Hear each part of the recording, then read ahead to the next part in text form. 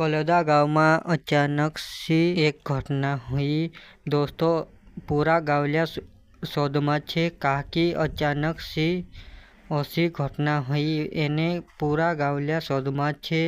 इना वीडियो माध्यम से तुमको दिखाने कोशिश करीश। कलोदा गांव में ऐसी घटना हुई कि जब एक किसान उखड़ चलातलू पर अचानक से बिजली गिरी ने 2 बुलियन मौत થઈ ગઈ ने एक किसान उखड़ चलातो तेरे निधन है जो।